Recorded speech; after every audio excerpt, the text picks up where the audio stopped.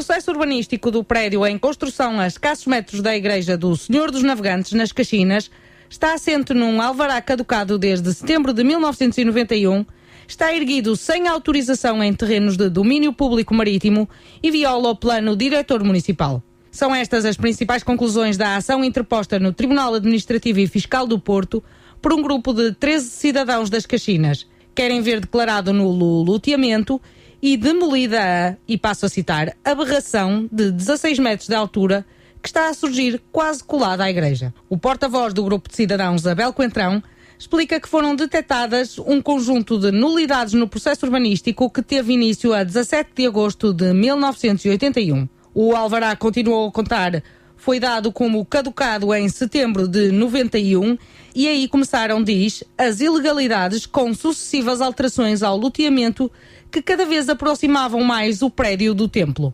Este alvará de 1983 foi dado como caducado em setembro de 1991. Apesar desta declaração de caducidade, que foi publicada em Diário da República e foi publicitada por aí, em jornais e tudo mais, a Câmara de Vila do Conde continuou a tomar decisões sobre uma coisa que deixou de existir, aprovando, por exemplo, 3 alterações ao loteamento. Essas alterações, obviamente, são nulas, porque alteram uma coisa que não existe. E essas alterações, para que saibam também, foram mudando as construções previstas para o local, aproximando-as cada vez mais da igreja. A última alteração, a já de 2011, foi feita já a pedido da contrainteressada, portanto, que também está envolvida neste processo, que é a Nova Vaga, a empresa que está a construir, e essa alteração deixava que o prédio a construir no lote mais a sul, que é este que estamos a contestar, se situasse a meros 4 metros do muro do adro da igreja. Seguiu-se uma segunda nulidade.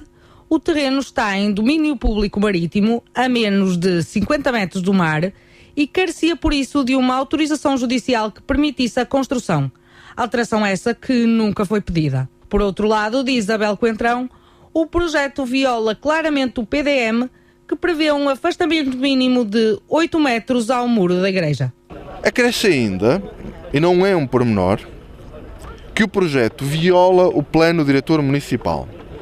Quer na comunicação prévia, em que o prédio surge a 4 metros do limite do lote, quer nas alterações acordadas já nos últimos meses entre o município e o empreiteiro, que colocaram a obra a 7 metros de distância, que é a distância que o prédio está agora do muro da igreja. O regulamento do PDM, no número 1 do seu artigo 25, explicita taxativamente que o afastamento ao lote vizinho teria de ser no mínimo de metade da altura da edificação em causa, ou seja, no mínimo 8 metros. O porta-voz dos cidadãos que agora avançam para tribunal explica ainda que a ação judicial só agora avançou porque houve que esperar meses para ter acesso integral ao processo que numa primeira fase a Câmara recusou. A ação judicial a cargo dos advogados Letícia Ramos e Paulo Duarte versa o processo urbanístico em si, mas Abel Coentrão não deixa de apontar o dedo ao acordo assinado pela Câmara com a construtora Nova Vaga em junho para aumentar o afastamento à igreja de 4 para 7 metros. Trocar 225 metros quadrados por 6.700 não é sério, diz Abel Coentrão. Nós entendemos que ele nem sequer tinha direito aos 225 que deixou de construir aqui, quanto mais a levar em Vila do Conde 2 terrenos no centro de Vila do Conde, numa zona nobre de Vila do Conde, nos quais pode construir milhares de metros quadrados de muito valor comercial e que prejudica claramente o município e os municípios em geral. Abel diz ainda que o grupo continua disponível para encontrar uma solução que respeite a lei, o povo das Caxinas e a Igreja. Caso contrário, a ação judicial avançará até às últimas consequências. Entregamos esta ação em tribunal, mas continuamos disponíveis para procurar uma solução, desde que a lei, a população das Caxinas e a Igreja dos Senhores Navegantes, que é o símbolo maior desta comunidade, que foi construída ainda por cima com o seu esforço, sejam efetivamente respeitadas. O que queremos é que o município haja como uma pessoa de bem que tem como obrigação cumprir e fazer cumprir as regras. É que nem uma coisa nem outra. É que nem cumpriu nem fez cumprir as regras. Entretanto, Elisa Ferraz já reagiu à ação interposta no Tribunal Administrativo e Fiscal do Porto. Eu não faço nenhum comentário às alegações que foram feitas. Quero simplesmente dizer que todo o processo foi analisado em tempo útil e que, portanto, estamos agora tranquilamente à espera que o Tribunal nos solicite as informações que entender para prestarmos as nossas declarações, mas não vou fazer nenhum comentário àquilo que são as alegações do grupo em causa. Temo que isto possa complicar este processo?